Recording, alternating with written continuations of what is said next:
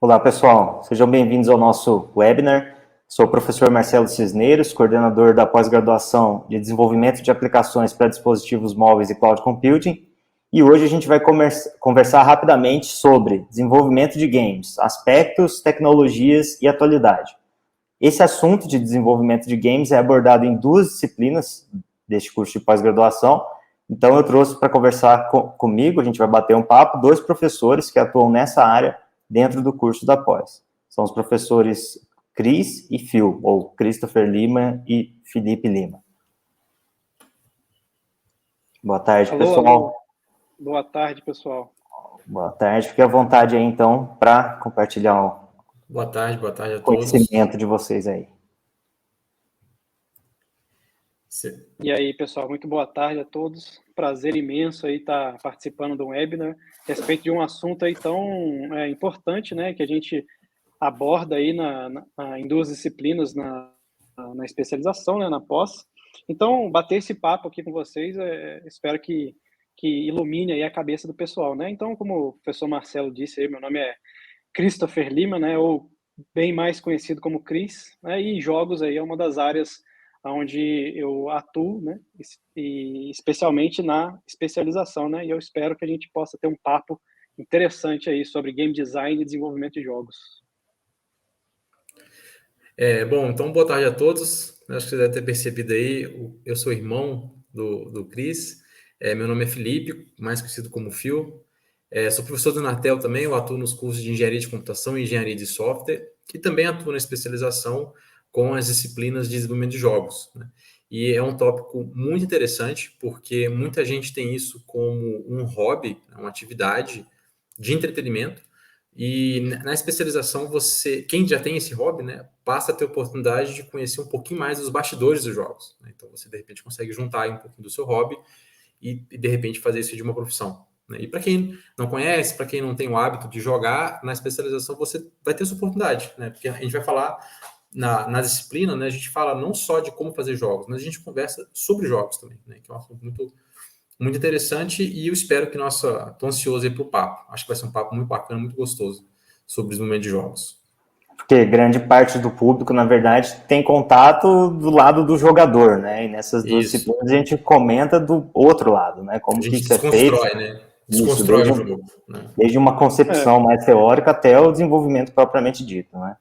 Exatamente. Inclusive, o meu ingresso aí na área de computação, né? Também atuo na graduação em Engenharia de Computação e Engenharia de Software, e quando eu entrei para estudar foi justamente porque eu gostava muito de jogo.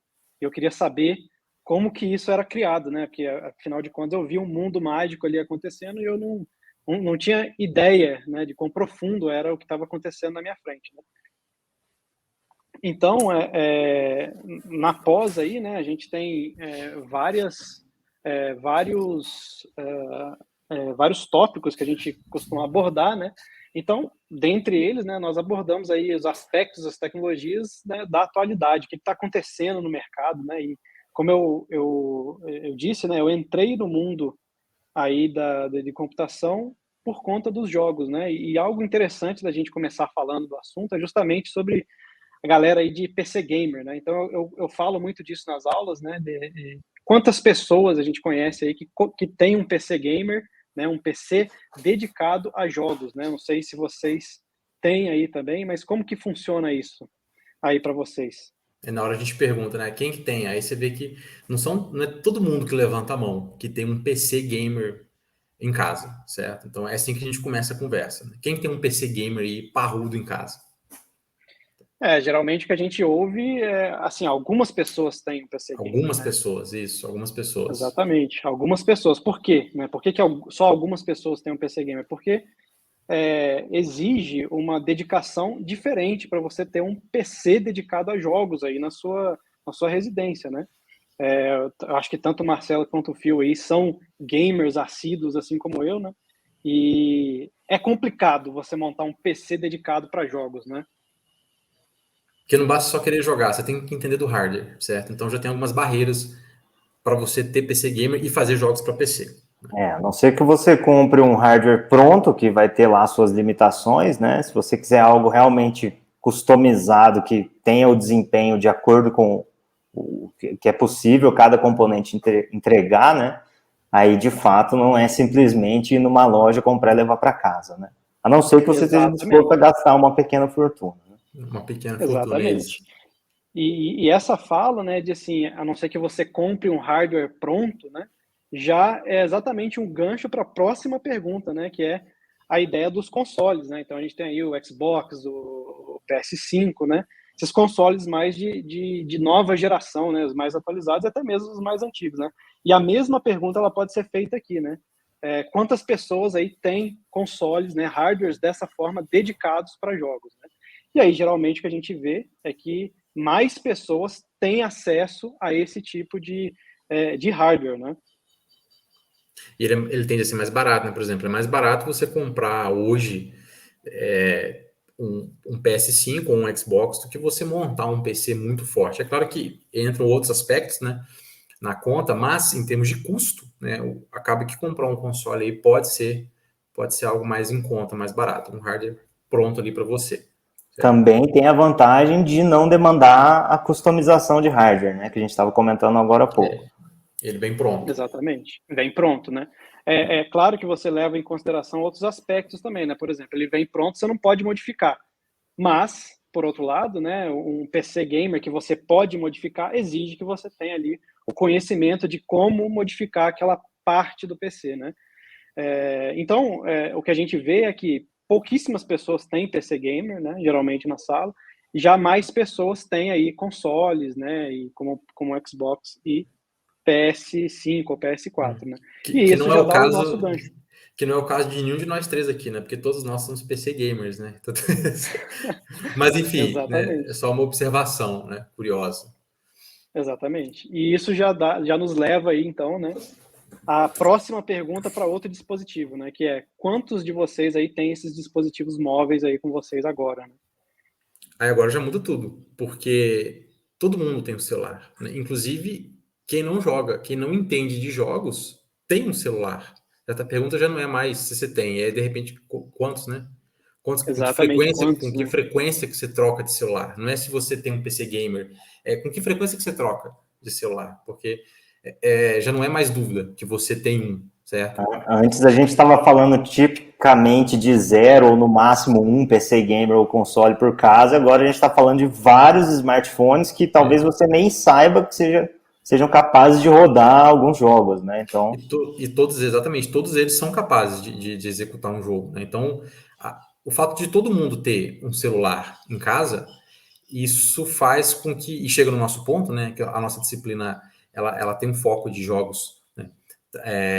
Não só a disciplina, mas o curso, né, o curso de dispositivos móveis, a gente chega nessa ideia, que é você usar esse dispositivo, usar essa base instalada de todo mundo praticamente sendo um potencial gamer, né, e como é que a gente pode tentar aproveitar isso daí para criar jogos para esse público. Aproveitando o gancho, né, só comentando mais especificamente na pós, a gente tem um módulo voltado para o desenvolvimento em cloud computing e outro de aplicações para dispositivos móveis. Daí o nome composto do curso, né, e o professor Phil está falando mais especificamente das disciplinas DM 117 e DM 116, né? A segunda, na verdade, introdução ao desenvolvimento de jogos para dispositivos móveis, e a outra que eu comentei, desenvolvimento de jogos com Unity. Então, em um desses módulos do curso, vocês vão ter duas disciplinas voltadas para aspectos diferentes, mas que acabam culminando, né, no mesmo objetivo, né, que é o desenvolvimento de jogos para plataformas móveis. Exatamente. E, assim, quando a gente faz essas perguntas aí na sala, né, e a resposta, ela é geralmente a mesma, né? Até hoje eu não vi resposta diferente, mas de qualquer forma, é legal a gente trazer as estatísticas, né, atualizadas para mostrar isso que a gente está falando. De fato, a gente viu que as pessoas têm mais dispositivos móveis, né, mas a gente tem dados, né, a gente tem gráficos aí que mostram isso, né? Por exemplo, este gráfico aqui, né, que mostra para a gente, por exemplo, aqui a gente está pegando o PlayStation 2, que é um console aí, né, bem conhecido, né? Ao longo da vida, o PlayStation 2 vendeu 157 milhões de unidades. Isso acumulado, né? Acumulado, exatamente. Ao longo da vida, né, desse console, que já é um console relativamente antigo, né? 157 milhões de unidades aí vendidas desse dispositivo. o que é um número bastante relevante, né, expressivo, né, o que isso significa, né. E em contrapartida, né, ou para ampliar esse resultado, a gente tem também os dispositivos móveis aí vendidos até 2021. Ou seja, em 2021, a gente teve aí 1,5 milhões de dispositivos móveis vendidos, só em 2021, né? Aqui já não temos os dados acumulados, só naquele ano, né? Que mostra que a gente tem muitos dispositivos móveis sendo vendidos aí, comercializados, bem mais do que uma plataforma dedicada para jogos como um console de PlayStation 2, por exemplo. Show me the numbers, né? Tipo assim, é até desproporcional, né? O número de dispositivos móveis que a gente tem aí instalado, né, em comparação com os consoles. Você vê que se você somar ali os 10 consoles mais vendidos acumulado, não vai dar o que vende de celular por ano, né? Então, assim, realmente a base de dispositivos móveis instaladas é muito grande, né? E todas essas pessoas são potenciais players, né? São potenciais pessoas que podem se beneficiar de um celular para jogar, né? E usar como entretenimento também. Então a base é muito grande. Exatamente. E aí a gente pode investigar ainda mais, né? Já que a gente tem tantos dispositivos móveis aí sendo vendidos, o que será que a gente tem em termos de números aí que mostram para a gente as categorias que estão presentes nesses dispositivos móveis, né? Então, por exemplo, se a gente pegar uma loja conhecida como a loja da Apple, né, a Apple App Store, né, a gente vê que a categoria que tem o maior share ali, o maior número de usuários, o maior downloads, é justamente a categoria de games, né? Então, aí com 25,02%, né, esse número aqui, é claro, ele tende a ficar sempre aumentando, né, mas já está disparado aqui na frente, né,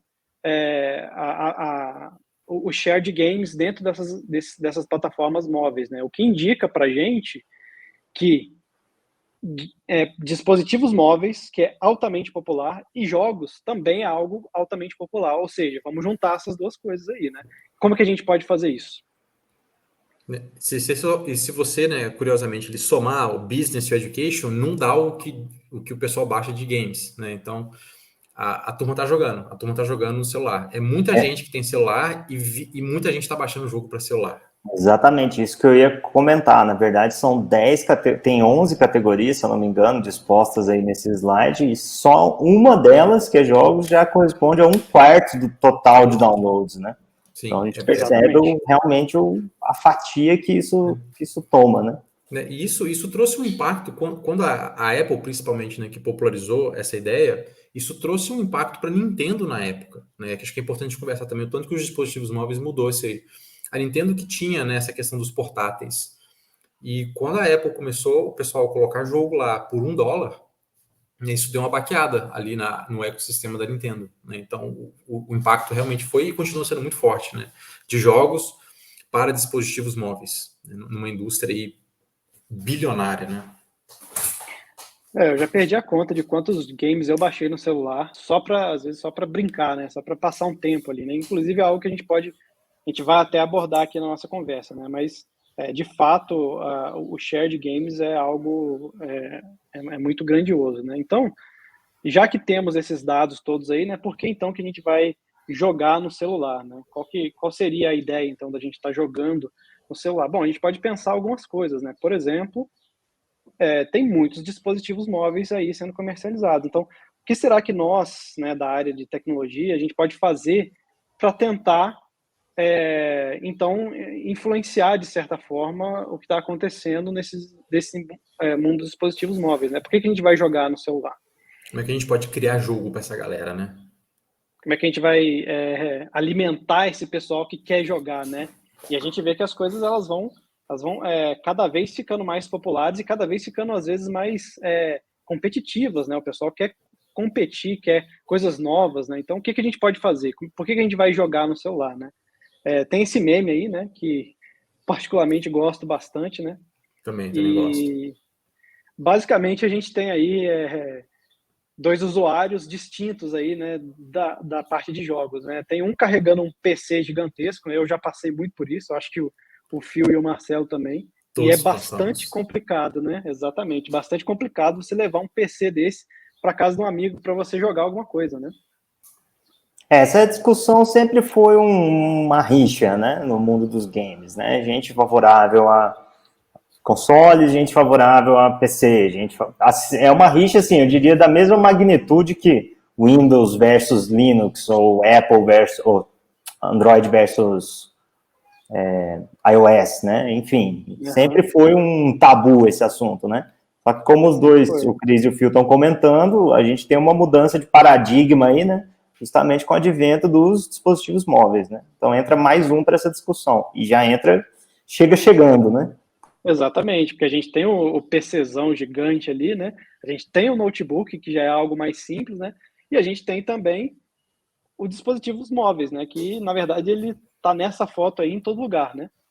Tá todo mundo jogando, tá né? Ou Ou usando, pelo menos, tela. né? Isso é algo inviável de fazer com o PC, né? Se a gente vê na outra foto lá, o trabalheiro que dá para você carregar o PC, né? Então, assim, nesse paradigma, nesse contexto, você não consegue se beneficiar da ideia de jogar, por exemplo, aí no metrô. Você está pegando um metrô e você está ali naquele ambiente absolutamente conturbado, certo? É um ambiente conturbado, é um ambiente caótico, né? Que você está ali preocupado se passou do ponto, você está preocupado com onde é que está chegando o ponto, você está preocupado com a pessoa que está do lado. E com o celular você consegue jogar. Ainda assim, nesse ambiente totalmente, né, caótico, você ainda consegue jogar alguma coisa. Né? Então, isso é uma vantagem, um benefício do celular. Você consegue ali um entretenimento de 5 segundos ali para dar uma aliviada nessa potencial viagem estressante que você está fazendo aí de metrô aí. Isso tem muito da ideia da baixa complexidade, né? Então, né? Porque assim, já que a gente está num ambiente que é conturbado, pode não ser interessante você ter jogos complexos, coisas para você resolver ali, porque você está prestando atenção em um monte de coisa, né? Então, às vezes você quer justamente isso que o Phil falou, né? Algo mais rápido, né? Algo que tem uma baixa complexidade. E a gente pode desenvolver jogos para dispositivos móveis que tenha uma baixa complexidade, atingindo um grupo maior de pessoas, por exemplo, essas pessoas que estão aí no metrô. Né? E às vezes é isso que essas pessoas querem, né? Quando a gente desenvolve um jogo para PC ou para um console, né? A pessoa que vai jogar num PC ali, ela tá esperando um jogo de uma complexidade de que você está no PC. Você está ali com o mouse, com o teclado, com mais de 30 teclas, você está com o monitor próximo. Então você está num ambiente propício, né, para aquilo. Então, para o celular, não é um problema a gente pensar em criar jogos de baixa complexidade, muito pelo contrário, né? É algo desejável, certo? Então, é algo desejável que a gente crie um jogo mais simples, né, menos complexo, para que a gente possa atingir esse pessoal, que é a maioria dos players aí, que podem, que estão interessados em jogar com o celular num ambiente caótico daquele, né? Então, isso é uma coisa boa. A gente pode se beneficiar disso, nós como programadores, né? Podemos aprender a criar esse tipo de jogo, né, esse tipo de software, né, e disponibilizar para esses gamers do metrô. Como exemplo aí o Super Mario, né?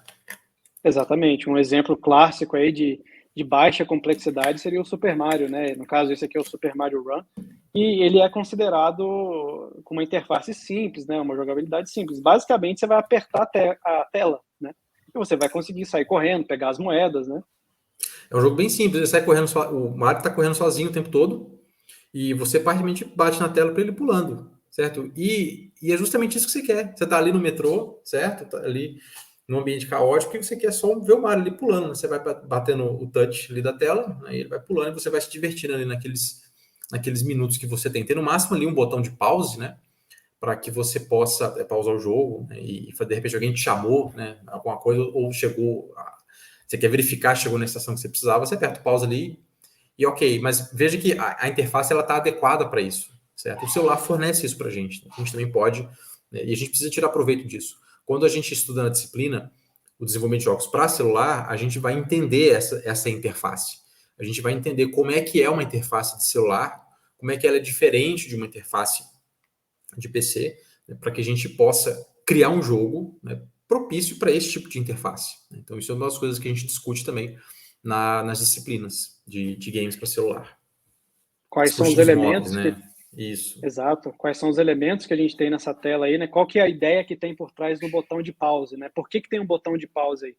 É bem comum a gente ver jogos mais complexos que não tem pause, você não consegue pausar, porque o ambiente que você está jogando é diferente. Agora, num dispositivo móvel, onde você quer fazer um jogo de baixa complexidade, pode ser o caso de você dar todo esse conforto aí, né, pro jogador. Diferente de quando você vê, por exemplo, uma tela dessa aí na sua frente, né?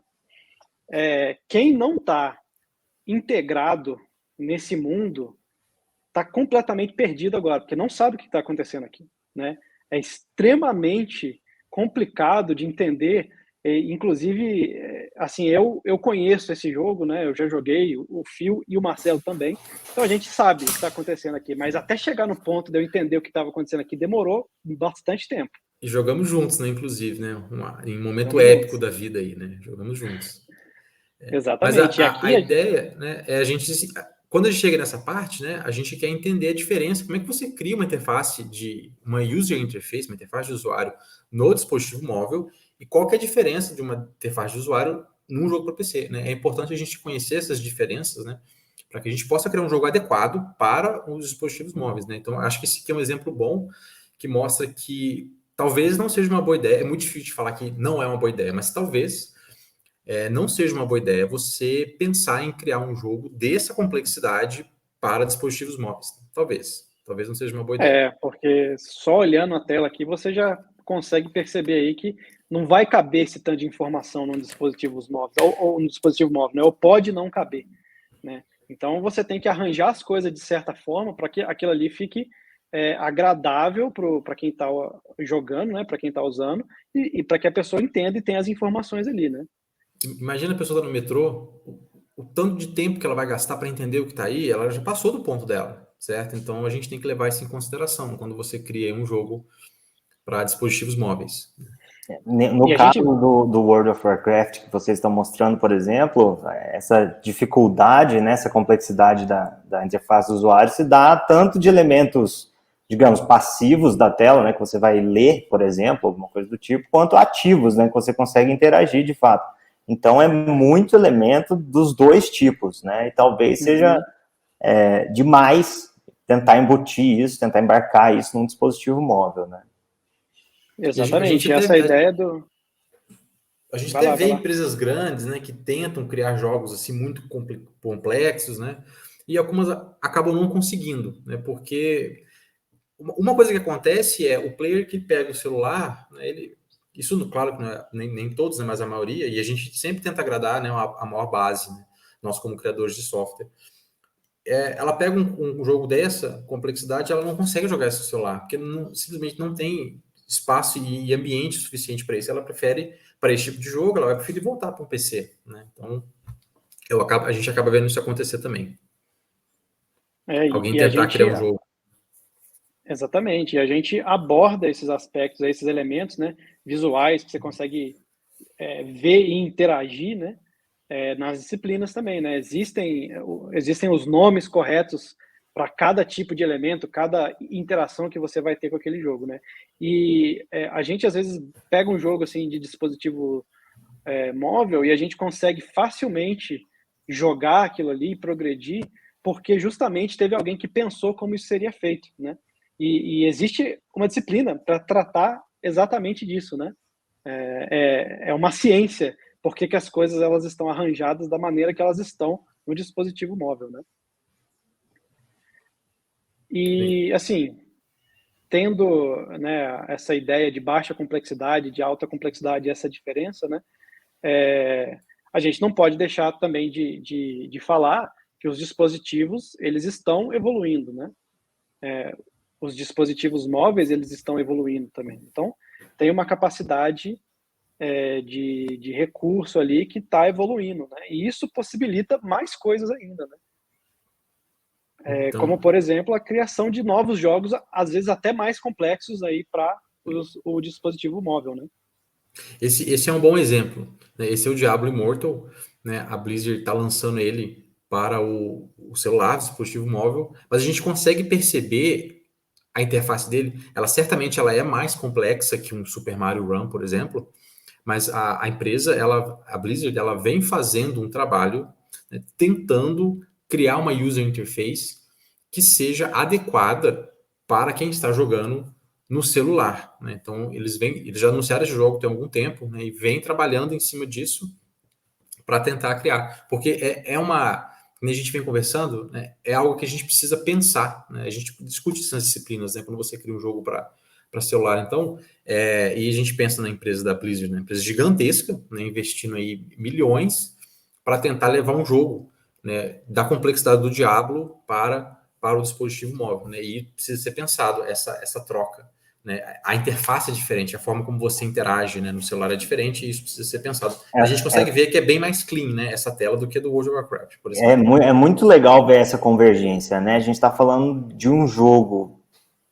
cuja complexidade tem um porte de um jogo convencional, digamos assim, de PC ou console, só que a interface é típica de um dispositivo móvel, né? Então a gente está vendo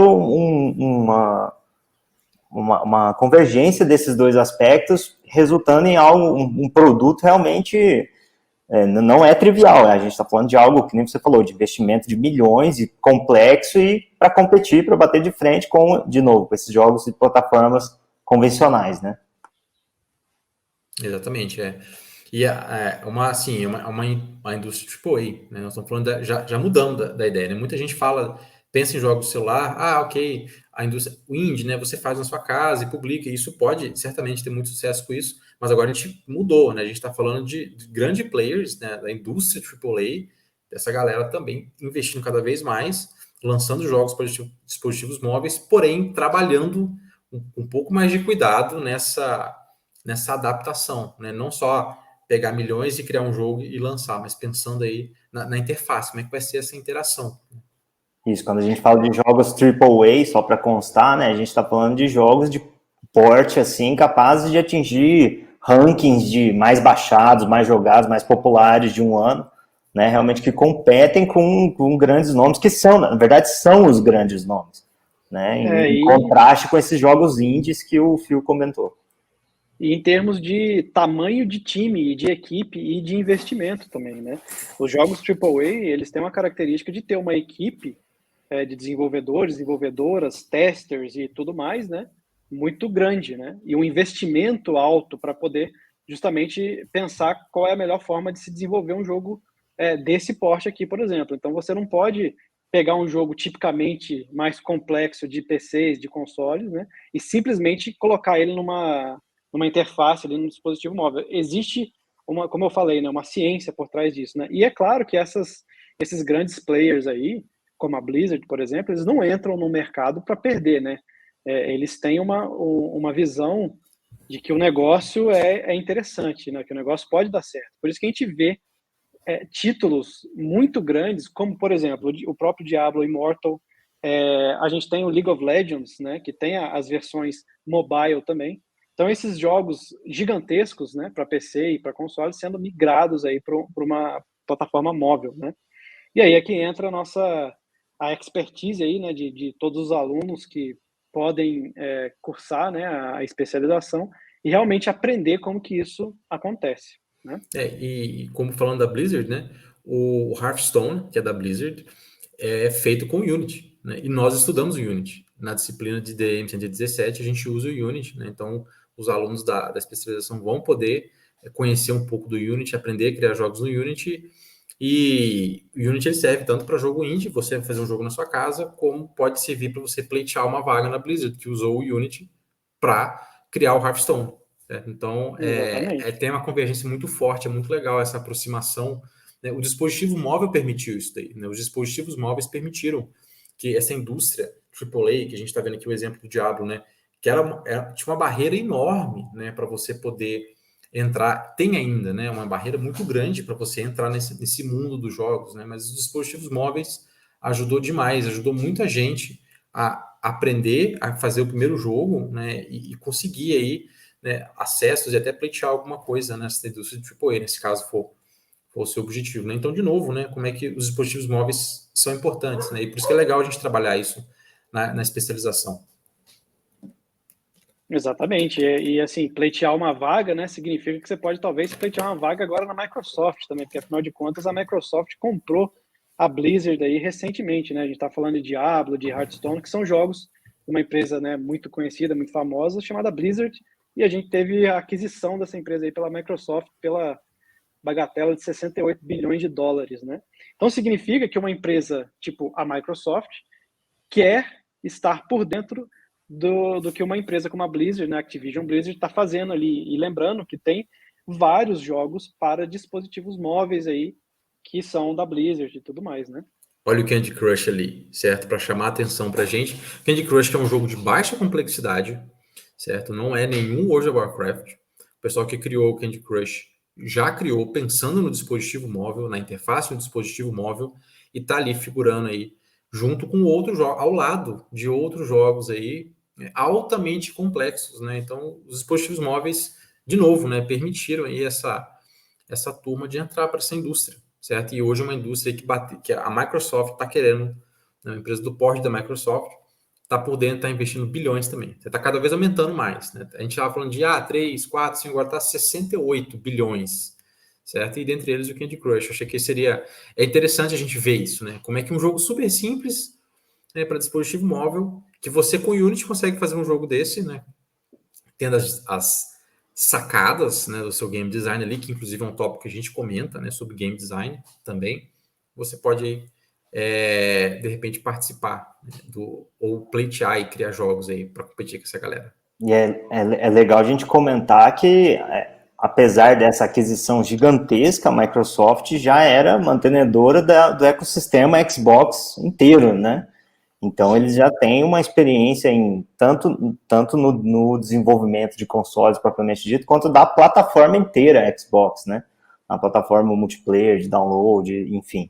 Então, dá para ter, se a gente pensar nisso, mais a aquisição, a gente consegue ter uma ideia da magnitude que isso vai ter nos próximos capítulos aí dessa história. Pois é, e quando a gente fala de desenvolvimento de jogos para dispositivos móveis, né? Quando a gente está falando de entender o game design, conseguir criar uma tela, né? E especificamente falando de Xbox e de Blizzard, né? E como o Marcelo acabou de comentar aí, né? Uma infraestrutura, né? Para disponibilizar esse tipo de jogo aí para o pessoal, né? A gente vai chegar num outro tópico que também é abordado aí na especialização, né? Que é justamente a parte de cloud. E a gente tem a parte de cloud gaming, ou seja, como é que a gente faz então para jogar, como é que eu produzo um jogo, como é que eu coloco ele no dispositivo móvel, ou como é que eu produzo esse jogo e disponibilizo ele numa plataforma cloud para eu poder jogar fazendo, por exemplo, streaming, né? E isso é algo grandioso que os players querem fazer, né? As pessoas querem disponibilizar jogos que levam em consideração toda essa ideia de complexidade, né, de interfaces interessantes para cloud, que é justamente algo também que está aí presente na especialização, né? Tem um módulo na especialização, que nem o Marcelo falou no começo, existe um módulo, né, de cloud, desenvolvimento da cloud. A gente quer apresentar aqui que isso também existe no mundo dos jogos, né? Então, o conhecimento que você estiver adquirindo de cloud, você vai tem as disciplinas de cloud, tem as disciplinas de game, e você depois pode combinar esse conhecimento, né, e tentar combinar cloud com game. É claro, a gente está falando de duas disciplinas voltadas para game design no módulo de aplicações móveis, mas dentro desse mesmo módulo, a gente ainda tem outras duas disciplinas, uma que trata desenvolvimento de aplicações em Swift para iOS, e outra de aplicações em Kotlin para Android usando Firebase, né? Então, é claro que tudo isso pode servir para um mesmo propósito, né? Tudo isso é insumo para o desenvolvimento do seu jogo. Isso que eu estou falando são disciplinas do módulo de aplicações móveis. Agora, aproveitando, né, o gancho do outro módulo, a gente já tem, por exemplo, disciplinas voltadas para desenvolvimento de aplicações seguras, né? Tanto no ambiente AWS quanto no ambiente Microsoft Azure ou Azure, né? Então, agora a gente já consegue elevar a complexidade para um outro patamar, né? O uso de funções, microserviços e por aí vai, né? O próprio gerenciamento de infraestrutura e toda a facilidade que a gente teria, né, em relação ao provisionamento de todos esses recursos, trazida hoje em dia pelos provedores de cloud, né? Então, a coisa toda se junta e toma um novo patamar, tanto de complexidade assim, quanto de modernidade, né? Da gente poder tirar proveito do que tem de melhor por aí, sendo oferecido para esses provedores. É isso aí. A gente tem alguns exemplos de casos de sucesso que fazem isso, né? Por exemplo, disponibilização de jogos via plataforma de cloud, né? No seu dispositivo móvel aí. Por exemplo, a Secure Game. E como a gente estava falando aí de Microsoft, né? A gente também tem os players aí, né? PlayStation Now e Xbox Cloud Gaming, né? A gente tem também, né? Que nem a gente vem, né? Mostrando esse paralelo, né, de jogo para celular e a indústria AAA, como é que o jogo para celular ajudou nisso. E a gente tem empresas de renome nos games investindo em cloud gaming também, certo? Então, a PlayStation Now, você paga uma mensalidade e você vai streamar o jogo. Então, você vai poder jogar por streaming. E a Microsoft também, eles estão... O cloud gaming está em versão beta ainda, certo? Mas também já está sendo... já tem beta, né, para você testar, a questão de streaming de jogos. Certo? Então, o cloud, né, que nem o Marcelo falou, levou para uma outra complexidade, um outro patamar agora, né? Você nem baixa o jogo mais, né? Você pode jogar aí por streaming. Já é super comum para a gente isso em filmes, né? Você, vou streamar um filme, vou streamar uma série. Não era algo tão comum para games, mas já tem muita gente investindo nisso, né? Então, você pode juntar o conhecimento que você vai ter dos dois módulos aí, né, e começar a convergir e entender como é que isso pode funcionar também para o mundo dos games. E assim, então beleza, né? A gente tem interfaces complexas, mais complexas, o estudo do design, né? Então, afinal de contas, o que a gente veria, né? O que a gente vai ver no curso aí, nas disciplinas específicas do desenvolvimento de jogos e de game design, né? Que é DM116, DM117. O que a gente vai ver, né? A primeira coisa que a gente vai ver aí, que a gente começa no curso, é a parte de game design, né? Qual que é o trabalho, o que é ser um game designer, né? O que isso significa? E as pessoas têm algum tipo às vezes, de um entendimento equivocado sobre o que é essa profissão, né, de game designer, o que é fazer o design de um jogo, né? Então, a gente vai ver em detalhes, né, qual que é essa ideia de você projetar um jogo, né, de você criar as regras, de você criar a mecânica. Como que eu vou interagir com o meu jogo? Como que o meu personagem vai andar naquele mundo? Como que vai ser o meu mundo, né? Então, a gente vai, primeiramente, né, estudar essa parte aí de game design, né? Muita gente... Essa é a primeira disciplina na ordem, né? A gente trabalha... Essa é a DM 116 e ela trabalha esse aspecto de game design. O que acontece? Muita gente chega e tem um desespero absurdo de abrir o Unity e criar um jogo. Só que fica muito difícil fazer isso se você não sabe o que é um jogo. Se você não sabe o que é um jogo, você não entende que, na verdade, o jogo está resolvendo um problema. Existe um problema e o jogo resolve esse problema. Então, você precisa entender o que é isso. A gente tem que entender o que é um jogo, que problema que ele resolve, o que a pessoa realmente quer com um jogo. Muita gente, a gente não consegue perceber o que você quer com aquele jogo, né? Quais são as regras, o que aquele jogo faz, né? A gente precisa primeiro entender isso daí, tá? E o interessante, pessoal, é que essa parte, né, o comecinho dela, tanto faz o jogo que você vai fazer. Isso é muito legal, que você vai conseguir aproveitar esse conhecimento até para fazer jogo de tabuleiro, se você quiser. Porque essa parte inicial de entender o que é um jogo serve para qualquer tipo de ambiente, né? Então, isso é super legal também. Você fez a disciplina, conversou com a gente entendeu a parte de dispositivos móveis, e se você quiser se arriscar a fazer um jogo de tabuleiro, com um pedacinho que a gente vê aqui, você consegue aproveitar lá, né?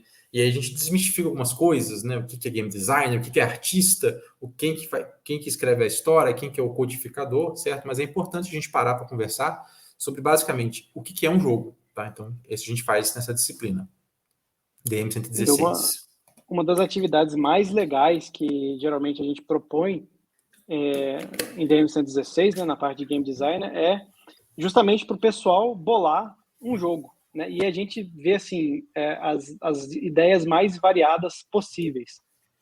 E eu me recordo aqui de algumas que ficaram muito comigo, né? Um pessoal que fez um jogo que era baseado em andar com um cachorro na rua. E tinha um monte de regra, um monte de mecânica que tornava a simples ideia, né, de você passear com um cachorro algo que seria um jogo, né? E assim, extremamente legal, né? Ver a criatividade do pessoal depois que as pessoas entendem o que é o jogo, né?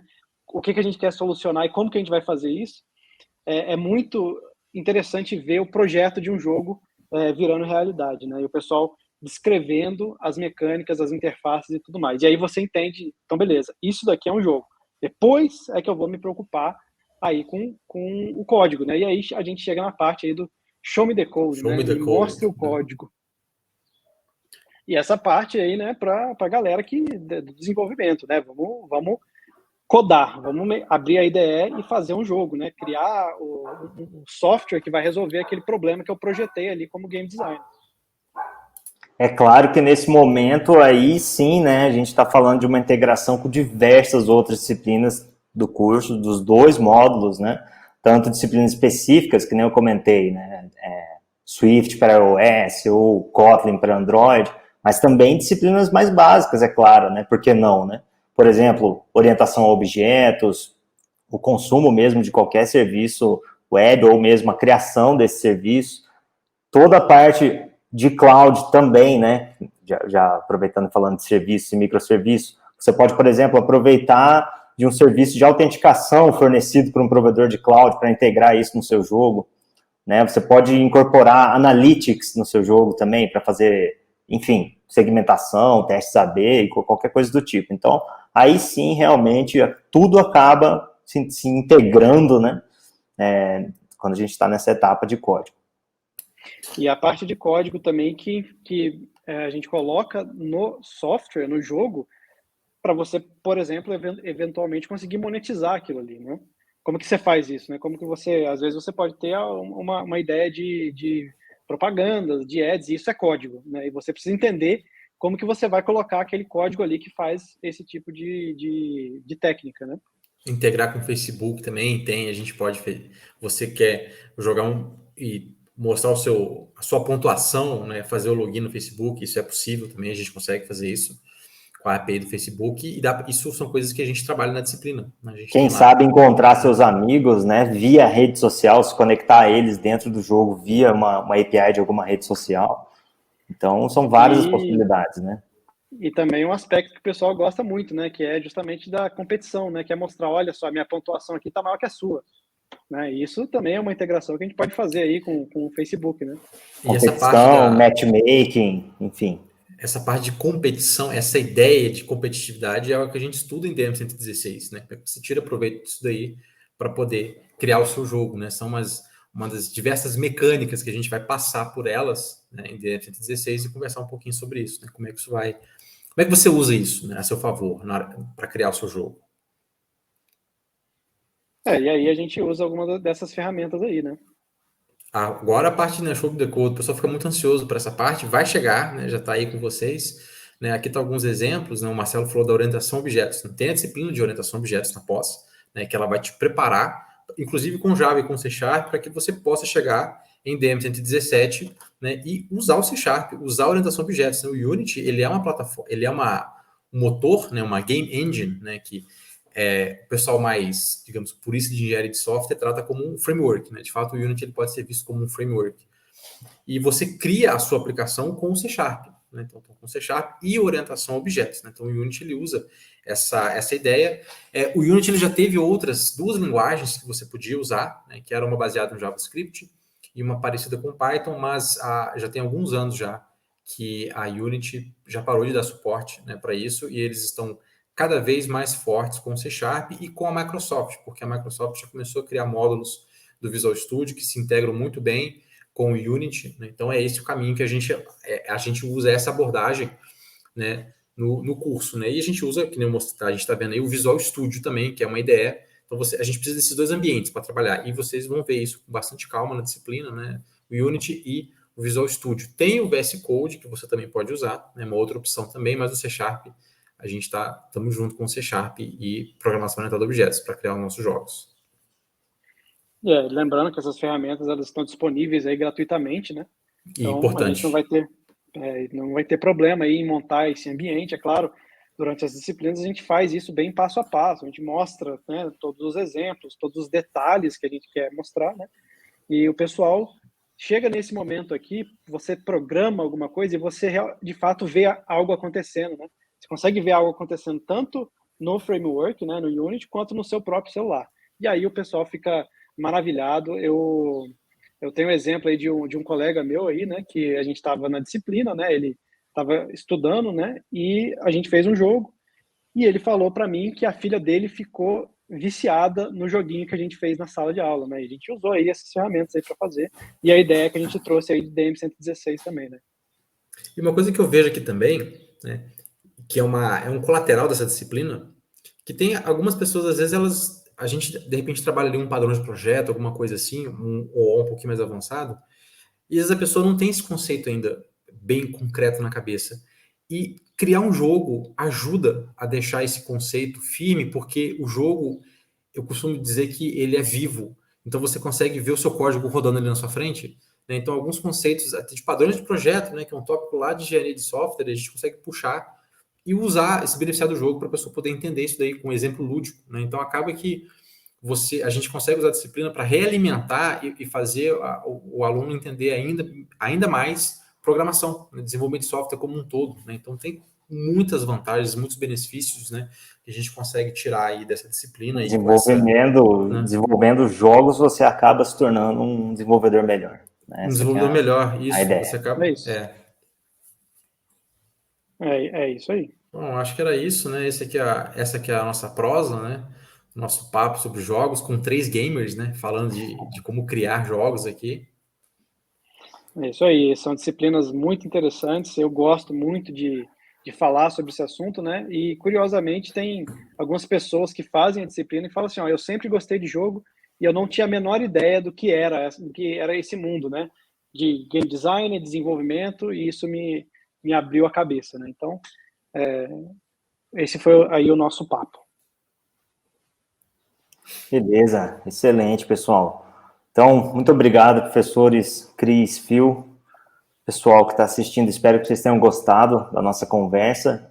Nós achei bastante conveniente, né, que o papo fosse entre nós 3, até pelo histórico de gamers aí, e também por toda a experiência que a gente já pôde ter na pós-graduação, né, de poder passar para vocês o que se aprende nesse aspecto, mas também a relação com todas as outras, ou pelo menos com várias outras disciplinas, né, que eu mencionei aqui para vocês. Então, quem tiver mais interesse, lembrando que as inscrições da pós estão abertas, né, vocês acessem o site inatel.br/pós, sem acento, e aí a gente tem inscrições abertas tanto para a modalidade presencial, né, com aulas no campus do Inatel, quanto para a modalidade online à distância. Né, só vocês irem inatel.br/pós e vai ter lá desenvolvimento de aplicações móveis, desenvolvimento de aplicações para dispositivos móveis e cloud computing, que a gente costuma chamar de pós-mobile e cloud, para os íntimos, ok? Uma abreviação. Então é isso, pessoal. Muito obrigado pela audiência aí, espero que tenham gostado e até a próxima. Boa tarde, pessoal. Até mais. Fatos que mudam o mundo. Primeira transmissão baseada em tecnologia 5G 100% nacional. A maioria das empresas do Vale da Eletrônica foi fundada ou é gerida por ex-alunos Inatel. O melhor curso de engenharia biomédica de Minas Gerais. Única instituição brasileira credenciada a certificar mundialmente em redes de comunicação para a indústria 4.0. Fato que muda a sua vida. Ex-alunos Inatel ocupam altos cargos em empresas de tecnologia. Para liderar um mundo mais inovador e ser ainda mais respeitado no mercado, faça pós-graduação com quem já é muito. Inatel, o mundo precisa de você.